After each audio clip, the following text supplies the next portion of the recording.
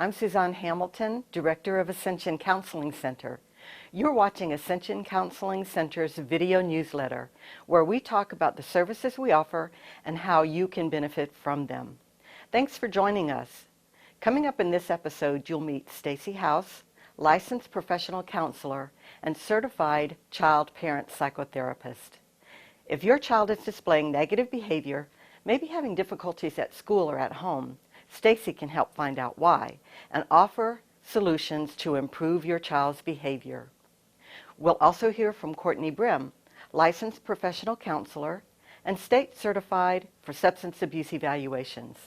She'll explain why seeking treatment is important, along with the significance of continued treatment to aid in long-term recovery from substance abuse. Won't you please stay with us for the next half hour or so?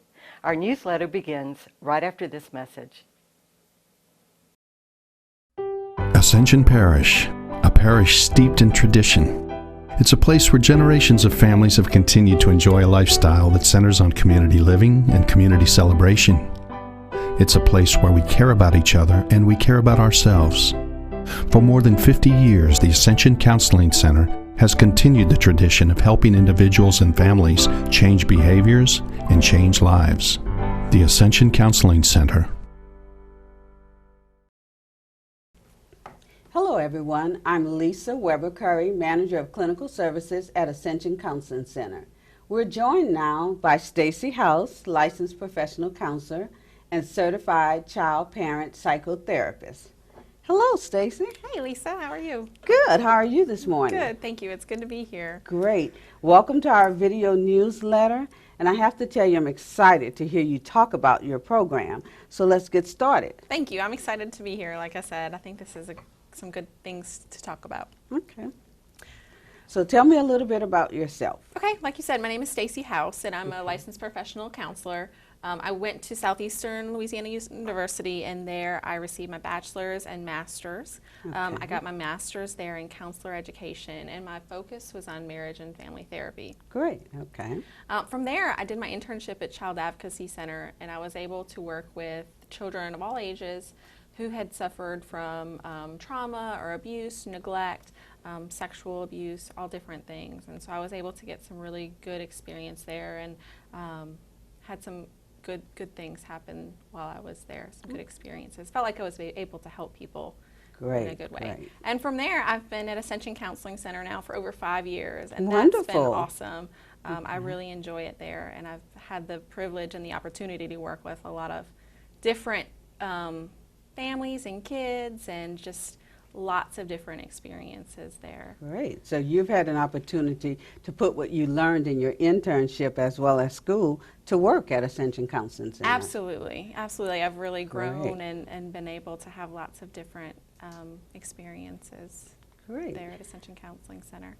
Sounds really good. So let's start talking about your child-parent psychotherapy program. Oh, thank you. I'm glad you brought that up. So that's kind Okay. of something new for us at Ascension Counseling Okay. Center. I recently finished an 18-month training in child-parent psychotherapy. And a lot of people are like, what is child-parent psychotherapy? So let me tell you what that is. That specializes or it focuses on infant mental health, which is considered children 0 to 5 years old. Interesting population. It It's is. often hard to find people to provide services. And I think it's a newer population. It's something that when we talk about mental health, people don't think of children that young to be able to receive mental health. Our previous standard has been we don't see kids until they can speak complete sentences. Like before 4 years old, we wouldn't even consider them. So this is new for the field. It's really exciting for us to be able to provide this service. And I'm really excited to have gotten the training. Like I said, it's an 18-month training, and it was offered by Louisiana Health Sciences Center along with Magellan. And so I was able to have lots of different feedback from the professors there at Louisiana Health Sciences Center, and we were able to meet on a weekly basis to talk about the different cases that I was doing the training with. So that was a really good thing.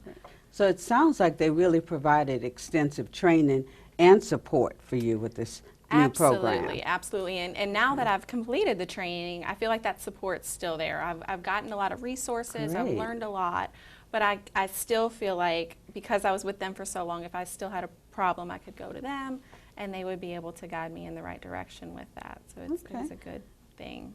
And in the end, it benefits the clients you're seeing. So Absolutely. that's a really Absolutely. good thing. So it's let me tell you a little bit more about Okay. like kind of what to expect when you're doing the child parent psychotherapy. So because the children are between 0 and 5 and can be anywhere from infant to toddler, we meet with the child and the parent, as you might guess from the name, child parent psychotherapy. Okay. And so we're all going to be working together, and it's going to be about strengthening that relationship. Okay, so it's about strengthening the relationship. Tell me what happens when the child and parent first comes to you. Kind of walk us through that. Okay. Well, I'm going to start even before that, if you don't mind. I'm going to that's start with what perfectly happens fine. before that. So when you come to Ascension Counseling Center, regardless of who you are, if you have a child that you want to come, the parent's going to start by making that initial phone call. Okay. And then I'm going to meet with the parent one-on-one initially.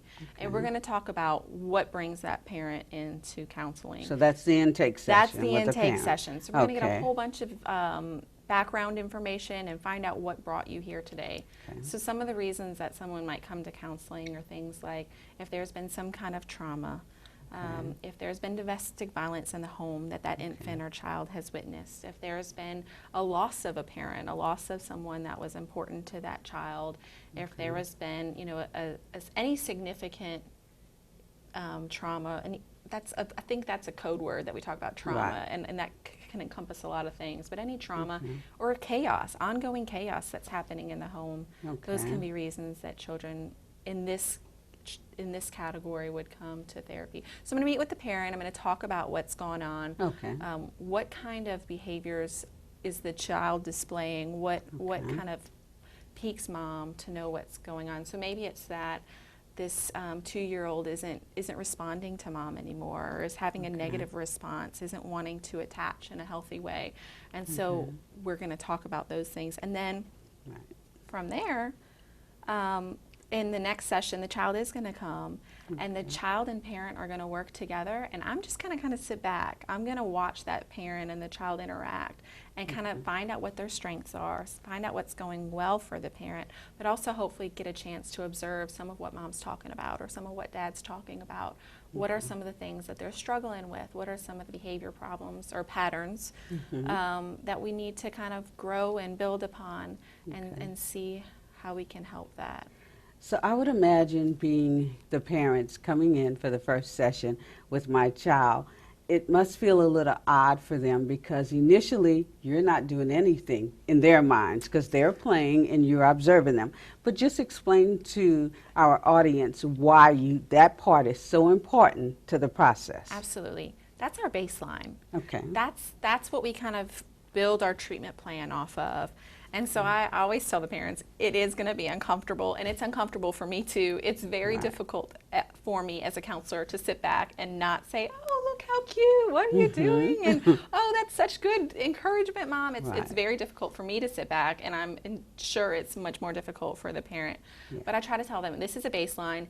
It's designed to show me, and we'll give them some different tasks to do during that observation, so they have kind of a guideline of what to do during that time, but it's designed to show me some of the behavior problems that they're experiencing at home. Okay. So some of the things are going to be difficult, and if your 2-year-old has a tantrum, that's a good thing. I'm like, yay, that's Because what's you want to supposed see that in happen. action. I need to see those behavior problems, or it's helpful for me to see those behavior patterns in order to kind of say, oh, Mom's doing it this way, and that works really good this time, but let me see what we can do for next time so that we can make it work even better. Great. And I think the part that I really like about it is you're not just looking for negative behavior patterns, but you're actually looking for the strengths in that family. What is working in their interactions, Absolutely. right? So you Absolutely. can build up on that. I'm looking for the strengths even more so than the negative things, Great. because I feel like I'm a pretty optimistic person. I'm a pretty positive person. Right. And I think that it's a lot easier to build upon the strengths than it is to kind of say, you're doing this wrong and this wrong and this wrong. It's really hard as a parent. I'm a parent. It's really hard as a parent, or as a person even, to hear negative things about us. And so we try to make it so that first I want the parent to feel comfortable, and I want to know, hey, you're doing this right. We want to give you some Good. attaboys. So keep doing Right. this. Don't stop. So you're actively looking for those moments to catch the parent and the child Absolutely. doing things right. Absolutely. And Okay. I tell parents often, you know, the fact that you're in my office, the fact that you walk through those doors is so wonderful of you as a parent, because that takes a lot of bravery, that takes a lot of courage, that takes a lot of good parenting skill to recognize, hey, something's not quite right. Okay. Let me get some help. And Right. that's hard for sometimes people, as whether it's culturally, whether it's just, well, I never went to counseling and I'm just fine. So it's stepping outside of that comfort zone and And letting people look into their private lives. Absolutely. That can be a Absolutely. challenge. Yeah. So if parents are at home wondering, my kid isn't listening, they're no longer following directions, or they behave at home, but as soon as I get them out and we're shopping, they're terrorizing the store clerks, and they're wondering, should I bring them into counseling? What are some signs? What are some things they should think about and consider and say, yes, counseling is my option? Well, there's a lot of different things. I think parental instinct is really strong, and I'm going to be the first one to say, what do you think? Okay. So if they're feeling strongly that something's not quite right and that it's not working, if it's not Okay. working for you, that's really a good indication. Let's talk about it. You know, let's talk about it together and see if there can be improvements to be making. Okay. I always talk about developmental norms. What's normal for that age group? So for a 3-year-old to have a tantrum, that's kind of within the developmental norm. Okay. But if the tantrum is lasting 45 minutes and they're hurting themselves or they're hurting someone else or they're just creating a significant problem where you're scared to leave to go to Walmart. Right. Those are times when you have to get help, because that's not working for the family anymore. When you as a family are not able to behave as a family, when you're when your routine is obstructed or it's changed because of your 3-year-old, Right. that's a good indication that it's time to come in and ask for help, and we want to help you with that. And know that there is hope. And when Right. we talk about, especially young kids, when we talk about them, changing the patterns now is going to be a whole lot easier than it is to change the problems when they're 13, 15, 18, Exactly, 28. because it's developed into a habit then, and it's really hard to break Absolutely. habits like that. Absolutely. I think that's really good. So, and there are also times when kids themselves can say to you, you know, when they're 4 and 5, they're able to say, I don't feel so good, I don't like myself, I'm unhappy, I don't have any playmates. Those would be cues as well for Absolutely. So if your 3, 4, 5, 8-year-old is crying, if you're noticing they're crying all the time, if they're just unhappy, if they're not able to make friends, if they hate school all the time and they don't like doing the things that they used to enjoy, those are some signs that we want to pay attention to, and we want our kids to be happy and we want to see them smile and enjoy Right. those positive experiences. So if Yeah. you're noticing that those things are happening, yeah, pay attention to that and Okay. and ask them. Like you said, they know that they need to talk to somebody, especially Right. the older kids. They might say, I just can't talk to you, or I need help, or, you know, especially if they say something like, I don't want to live like this anymore, or I Right. just want to die. Those are things that we want to pay attention to, really listen to our kids. Okay, I think that's it's very important. Yeah, it is really important. And I think as parents, sometimes we're scared of what they might say. I think it's because we're scared that it's going to reflect on something we didn't do. Yeah, sometimes. And so, you know, it scares us. I don't want my child to say I didn't do this, and as a result, this negative consequences happen. And so that's a challenge for parents. So I would think that means that if you're bringing your kid in for help, it's not just a kid. You're actually sitting there looking at the entire family, because what happens in the entire family affects the child, whether parents are arguing, as you said earlier, whether the environment is chaotic. So to me, it would seem that you're actually working with all of them. Absolutely, you know, especially that parent-child relationship, but the whole family sometimes. So I can work with a 3-year-old and they can have perfect behavior in my office, and most of the time they do if it's Right. just me and the child. But by working with the parent, I feel like we can give them more tools and more resources so they can take that child home or to Walmart Right. and have the same outcomes that we have in the therapy session. And that's going to allow the parent to feel more confident, hopefully, and Okay. more able to go on, because I'm not going to be there forever. I don't want to be there Exactly. forever. you know, when we talk about counseling the younger kids, it can be a longer course of treatment than it is sometimes with the older kids, but I definitely don't want to be there forever. I want you to be able to walk on your own 2 feet, to be able to have a really satisfying relationship with your child that you feel confident in. And if you need us again, we're here. We don't ever want to close the door on a relationship. But that's kind of how I feel but the goal about that. is to let them take what they've learned in counseling and use it in the environments they actually live in from day to day. Yes, absolutely. Okay, so that's important. What are some other things that parents and children can expect when they come to counseling with you? Okay. Well, you can expect to be respected. I think that's an important thing. That's very important. I tell my parents all the time that they're the experts in their own children, and I don't ever want to... I think that's great. That's a great booster for a parent to hear that. It's really the truth, because I'm not home. I'm not able to go into the homes. I'm not with them 24 hours a day. I don't want you to bring a videotape of your child for 24 hours a day, but I trust you. I trust you to tell me what's going on at home, and so I need to hear that from a parent. And sometimes parents feel like that they need to come in and I'll tell them exactly what to do. And I really don't want it to be that way. I want them to be able to just be able to work with me, and we can come up with what's going to work for your family. To be a part of the treatment planning process. Absolutely. I think that any parent is going to know better than me what's going to work. So I can come up with some different ideas, and we can kind of brainstorm of what might be a better idea than something else, but ultimately it's up to that parent. Yeah, to decide. You're giving them the tools to work with, so they have to decide which one of these tools will work best in our environment. And it may be different for another parent and their child, so you keep it specific to the family you're working with. Right? Yes, absolutely. Absolutely. Okay. It's such a unique field to work with kids from 0 to 5, because you really have to, I would think, work a lot harder than you would with kids or adults who can actually articulate everything. So I don't know. how have you come to get comfortable with this? I don't know if it's harder. It's definitely different. Okay. When I'm working with these kids, I kind of like it because I get to sit on the floor.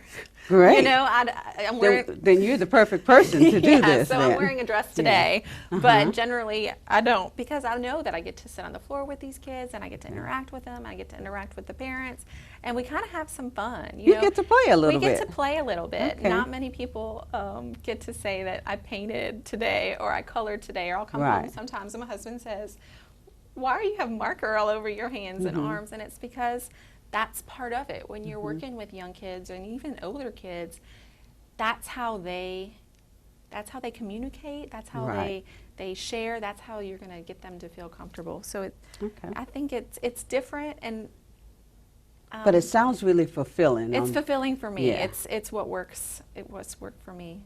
Yeah, I think it's good.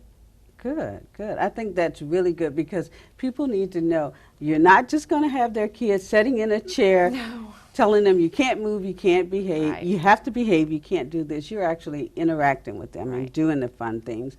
And it's not just a plaything.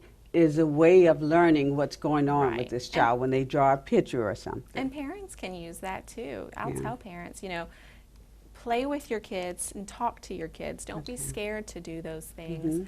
Because that's when they're going to be able to be comfortable and open and honest with you, and that's when you're going to find out what's going on with them, and if they need to come into counseling or if they need some extra help. Good. Do you think there are particular times and moments in the day that are better for parents to interact and really, you know, slow things down and listen to what their kids are saying? Because I know raising my own kids, I found bath time was perfect. Because you're playing and they start to feel relaxed with you, and they will reveal more information. Have you? So you're the expert because of your own kids, right? Yeah, of your own kids, you're the expert. And so, and again, I'll ask you, what time works best for you? What do you think works best? I have kids myself too, and so I really like the ride home, because we have a ride home from daycare to home, and so that's a time that there's no distractions. We turn the radio down and we talk. Great. And so that works good. Bath time works really good for some people. If you can set aside time, you know, to just sit on the floor. I'm a big fan of floor time. sit on the because floor you have to and get to their interact. level. Yeah. And so that's probably why bath time works good for you too, because you're kind of on their level. Right, exactly. You know, cooking dinner, kids love to help. They really do. And so And it makes them feel special and important. any time where you can just devote, if you can just kind of focus and, you know, get off the phone, get off the computer, turn off the TV, and just kind of interact and enjoy that interaction. But you're the expert. I think every parent knows what's going to work best for them. And so, you know, for a father and son, it might be, you know, working out in the shed or something like that. Teaching them how to drive the right lawnmower. Find a commonality. Find something that's going to be good and good time for you, and go off of what that child likes and what they're going to be good at too. Right. I think that message is so important because I think sometimes as parents we don't think of it that way. We're in the middle of raising the kids and trying to raise healthy, fully functioning, well-rounded kids, and we miss out on the little details. So just reminding parents, and I think what you said about the car ride, that was a perfect time. We took road trips. That means no cell phones. I didn't answer cell phones. We would get along when it comes to that. Let's get rid of the cell phones. Exactly. We also did in the evening times because it's really hard. You're getting home from work. You want to do homework. You want to get dinner started. So would you say that even, you know, letting all calls even on your house phone go to voicemail? Everything goes to voicemail, and you dedicate 1 or 2 hours in the evenings just to spend that quality time with your kids. If that works for your family, that's going to be awesome. And I'll always go back to if that works for your family. Some families aren't able to do that, but do what you can. Every 5 minutes counts. Even if it's 5 minutes at a time, every 5 minutes counts. So do what you can, and that's a good place to start. So what I finally hear you saying is the amount of time isn't as important as the quality of time. Beautifully said. I think that's perfect. Okay. Well, thanks, Stacy. You provided us with a lot of valuable information, and I hope that you will be getting lots of phone calls because I know we all need help from time to time, and we really do need to be reminded that we're the experts with our kids. So thank you so much. Thank you. It's good to be here. Okay, you can reach Stacy at Ascension Counseling Center by calling 450-1016. Please stay with us. Ascension Counseling Center's video newsletter continues right after this.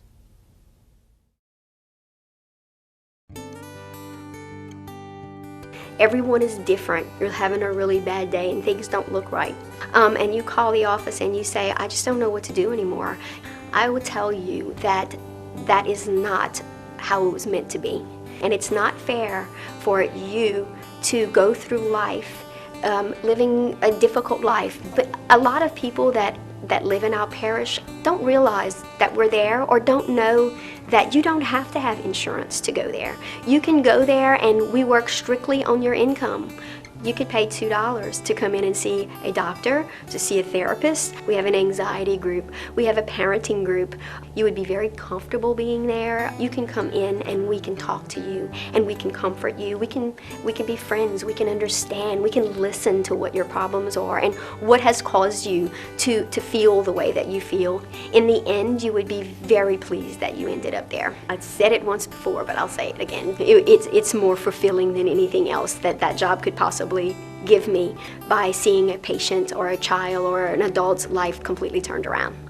That's a good day. Hi, my name is Lisa Lopez, and I'm a nurse at the Ascension Counseling Center.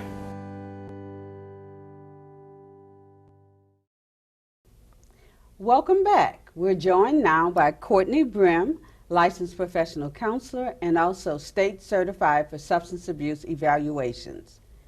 Hello, Courtney. Hi. How are you today? I'm great. Thanks for having me. You're quite welcome.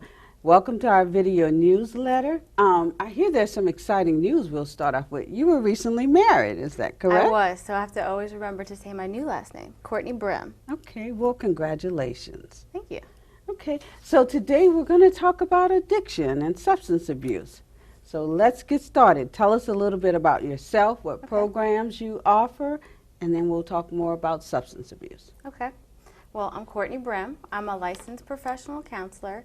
I went to school at Louisiana State University, where I graduated with my bachelor's in psychology with a minor in sociology. Okay. And then I continued on in my master's program at LSU and graduated with a master's of education in community counseling. Okay. And during my time in that program, I did 2 different internships. Okay. Tell us a little bit about them. The first one was at Southeastern. I worked on campus with some of the students there doing providing counseling services. Okay. Mostly did individual counseling, but for a variety of different problems. Okay. And then in 2011, I came to Ascension Counseling Center, where I did my internship. Okay. And there I got a lot of experience. Great. I did individual counseling, group counseling, and mostly worked under the adolescent substance abuse counselor. Okay, great. So I was able to get that experience. Right. So you've had some time under your belt working with substance abuse. Okay, Yeah. good. So following graduation in my master's program, I worked in a variety of settings, both inpatient and outpatient treatment, working with people with mental health and substance abuse issues. Okay. Okay. And so 3 years ago, I came to Ascension Counseling Center and began working as a substance abuse counselor there. Great. Great. And that's been a really, really good experience. My focus has been on substance abuse, and I also provide mental health counseling as well. Okay. And so let me just tell you a little bit about the programs Ascension Counseling Center offers, and also about some of my certifications. Okay. So I'm certified to be able to administer the ASI. And Which is what? Stands for the Addiction Severity Index. Okay. And so what it is, it's an assessment that we administer to adults, ages 18 and older. Okay. And we get a lot of information on a lot of different areas. We ask about their medical history, their employment history, drug and alcohol history, legal history, family and social history, and psychiatric history. Okay. And so after we gather all that information, then we provide our treatment recommendations. Okay. And this is used when you're assessing substance abuse clients, right? Yes. Okay. And it also helps us to assess for any mental health problems as well. Because it covers every area of that actually impacts their lives. Yes. Okay. And that way we can assess, are the substances creating things that appear to be mental health issues, or are these mental health issues standing there alone when they're not using a substance? That's very good. That's good. That's important because it helps you decide what type of treatment plan this client will actually need. Yes. Okay. And so we can assess different areas and decide, do they need counseling targeted to help them with problems in the workplace? Or is there legal history and their pending charges, is that interfering with their functioning? Okay. So it really does give us a good overview of where to target our treatment plan. Okay, it sounds like it does. So this is for adults, but you're also certified to apply assessments to adolescents as well, right? Yes. I'm certified to administer the SASI, which is the Substance Abuse Subtle Screening Inventory. So basically what that is it's just gathering a lot of information and then providing a treatment recommendation. Okay. Also during that time, I sit down with the parent and the child and do a biopsychosocial. So that's getting a good idea of family history, history with the child, developmental issues, to get as many social issues as social well, issues. school-related issues. Okay. So basically, that first time I'm gathering information before I provide that treatment recommendation. Okay. Okay.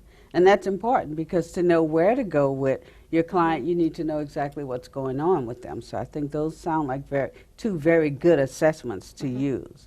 Okay, and I think it's wonderful that you're actually certified in them because that lets our clients know Courtney Brim knows what she's doing. So I think that's great. I like to think I do, yes. You do, okay.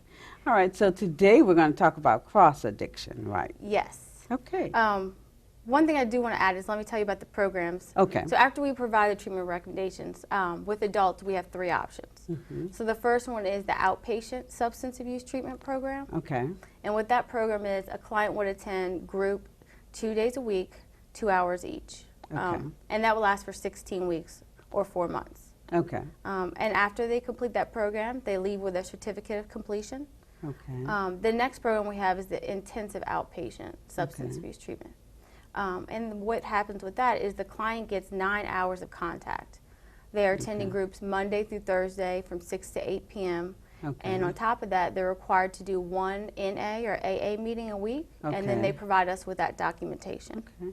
So they're getting support from us, and then when they go back in their community, they also have support there. Yes, Okay. and the idea is that we want to make sure, try and get that person to be able to remain abstinent, so that they do not have to go inpatient. Okay. So that they can still, function in the community and remain sober. Right. So the intensive outpatient allows them to receive inpatient treatment, but just on an outpatient basis.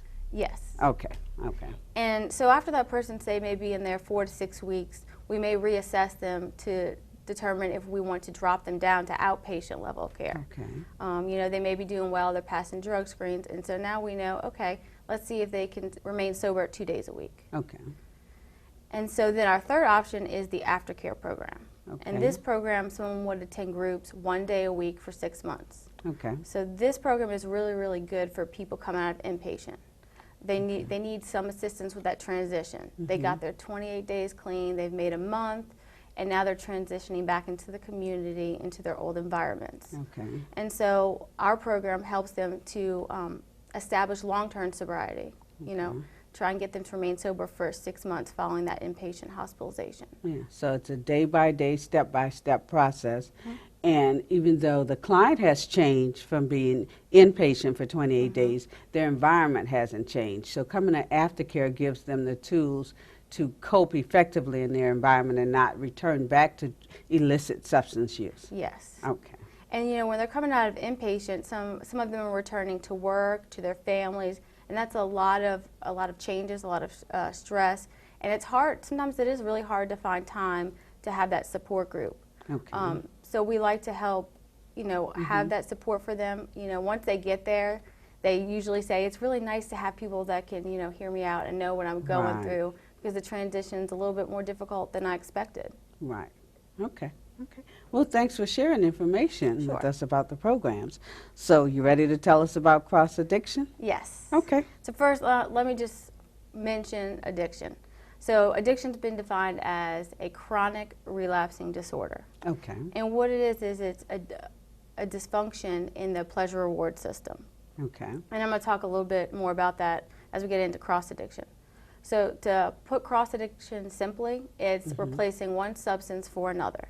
Okay. So for example, someone who was addicted to heroin, they may be clean and sober, and now they start abusing alcohol. Okay.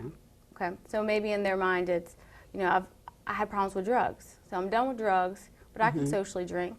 But you have to be very careful that doesn't turn into your second addiction. Okay, because it all goes back to the pleasure system in your brain. Yes. Right? Okay. Another thing with cross-addiction is often people will go and use a substance that mimics their first addiction, or their original addiction. Okay. So for example, somebody who was dependent on methamphetamine, they may get clean and sober off of meth, but then they start abusing their prescription stimulants, like Adderall. Okay. And so why would they choose Adderall? Explain that. Because it's still audience. working in the same area of the brain. Okay. It's a controlled substance, but it's still releasing a certain chemical. Okay, so it's still providing stimulation. Yes. Okay. That your brain is basically still getting that pleasure or that high that it wants. Okay. That it was missing after you stopped using the meth. Right. Okay. Another thing is a lot of times people that are cross-addicted start to use non-substance activities. So such as like sex or gambling or video game addiction. Okay. So that's something that people need to be wary of. Okay. The other thing, Because people often see those gambling, sex, as legal things, so they don't really consider them in the realm of addiction, but they can be highly addictive as well. yes. Okay. And again, it still is working on that same part of the brain, the pleasure center. Okay. And so the other thing is that sometimes cross-addicted people will start abusing things that seem innocent. Okay. For instance, say someone was smoking marijuana every day. They decided it wasn't working for them anymore. They decided to get clean, and now they're having trouble sleeping. Okay. Something they never really had an issue with. And they start abusing over-the-counter sleeping medications. Okay. So that's another common way that people can easily become cross-addicted to something else. Okay, okay. Because they're not realizing what that over-the-counter medication is providing to them. It's that pleasure principle again. You may be clean and sober from the initial substance you abuse, but even though you're clean and sober now, your brain, your body's still craving something to replace that, you know, so that you can feel the pleasure. So It's still looking for that void. okay. And so not everybody will become cross-addicted, but newly sober people are really at a higher risk. Okay. And cross-addiction is the #1 reason for relapse. Okay. That's very important Definitely. to know. And even, so sometimes when people have been sober, say 10 years, even longer, they really still need to be active in their recovery to not become complacent. Because at any point somebody could relapse. You really do want to always be doing those activities that helped you to get clean and maintain your sobriety. Okay. So an example, somebody may be clean 10 years, say they were using alcohol, they've been abstinent, they're attending AA meetings, they're exercising because that helped them during the time when they got clean, and then they go in for a routine dental procedure. Okay. And after the procedure, the dentist may prescribe them hydrocodone. Okay. And so, and then they wind up abusing the hydrocodone and becoming addicted to the hydrocodone. Okay. And so I'm not saying that happens for everyone, but you really have to be very, very cautious. So would you suggest that they let their medical providers know ahead of time, look, I have a problem, I am in recovery, this is what I was addicted to, and I don't want you to prescribe me any medications that could become habit forming? Absolutely. Okay. I usually tell clients to go in and let every healthcare provider that provides any service to you, let them know that you are in recovery.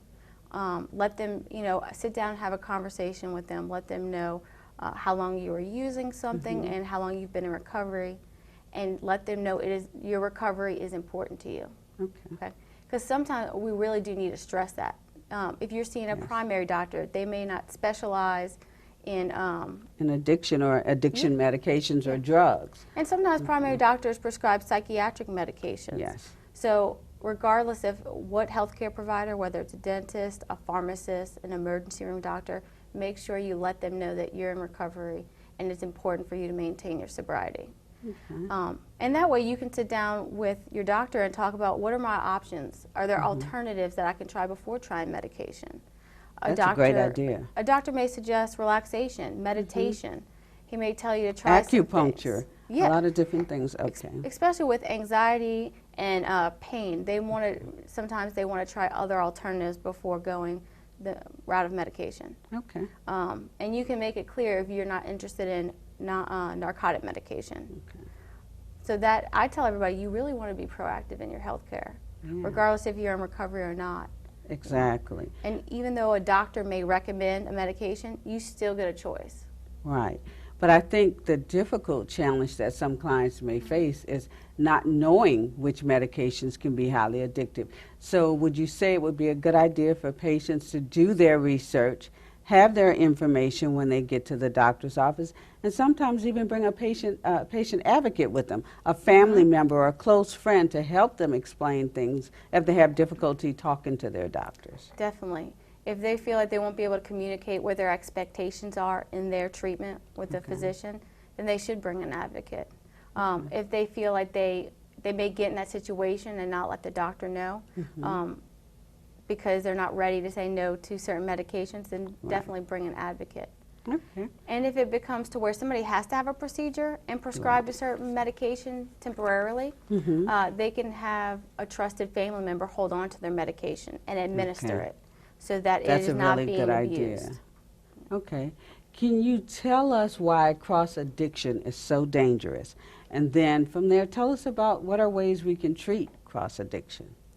Definitely. Okay. So cross-addiction is really dangerous.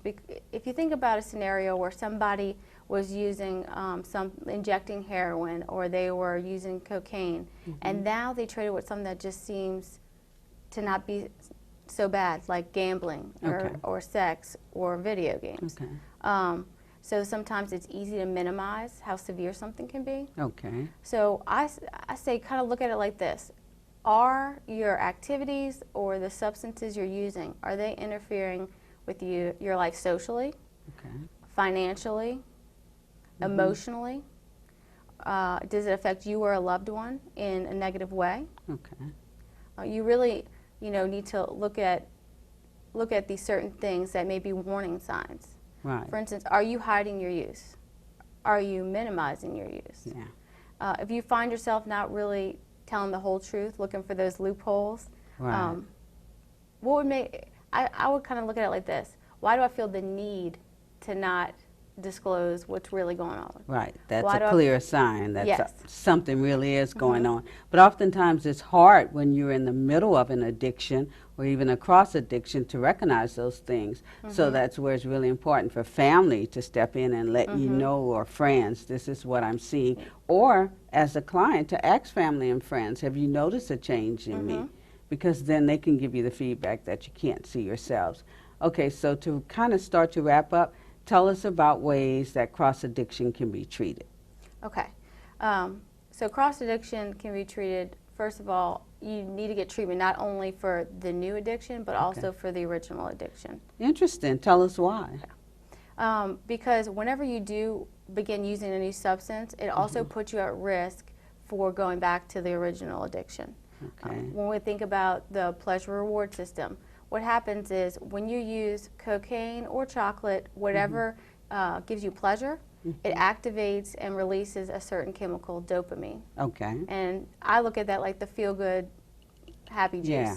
Okay? And so dopamine, what it does is it regulates your emotions, it affects motivation, movement, and pleasure. Okay. So when somebody uses a drug, what it does is it increases your dopamine levels 5 to 10 times what is the normal limit, or normally in your system. Okay. So your body can start to depend on those large amounts of dopamine. Okay. So after somebody's been using a certain substance for a period of time or engaging in an activity, your body is looking for that Right. same Even dopamine. if you're in recovery or not, your body is still craving that, still looking, like you said, to fill that void. So this is where that disruption in the pleasure reward system comes into play, and why it's important for not only those who are dealing with substance use issues, but also family members to understand is that a lot of times people have this misconception about people that abuse substances. They think it's about somebody not having certain morals or values. Right. But what it really is a disruption in the pleasure reward center. Okay. And so, trying to be there and be a support system and work, with family members and loved ones that you want to get help, you need to be able to listen to them and hear what they're saying rather than come from a place of judgment. Right. So if anybody comes to Ascension Counseling Center, that's what we can provide them up front, is that we're here to listen and try and understand where you're at in your, whether you're in recovery or you're in your addiction. Okay. And it sounds like it's going to be really important to bring the family in because they can't support you if they don't understand. So it's a combination of factors happening. Call our clinic, get in, get assessed, get the right diagnosis, the right treatment plan, get your family involved, and stick with it. And to remember, recovery is a lifelong process. Yes. It doesn't stop after you get your certificate and you complete your program. Right. You got to continue to work at it. Okay. Thank you, Courtney. That's valuable information. If you've heard something you believe may help you or someone you know who's struggling with substance abuse, please call Ascension Counseling Center at 450-1016. Courtney, as well as everyone at Ascension Counseling Center, are ready to help. Please stay with us.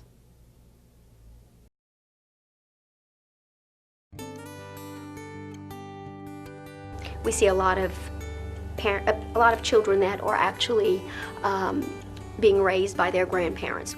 There are so many resources that we can help you with to help you figure out what to do with this child, to help this child understand what his goal in life is. Having one little boy come in and hate his life and have a scowl on his face and not want to be there, and then a month or so later befriend him and come in and smile at me and talk to me and give me a hug, which those children don't do that very often. So by having that hug rewards me more than any paycheck that a person could give me. It's more fulfilling than anything else that job could possibly give me, by seeing a patient or a child or an adult's life completely turned around. Hi, my name is Lisa Lopez, and I'm a nurse at the Ascension Counseling Center.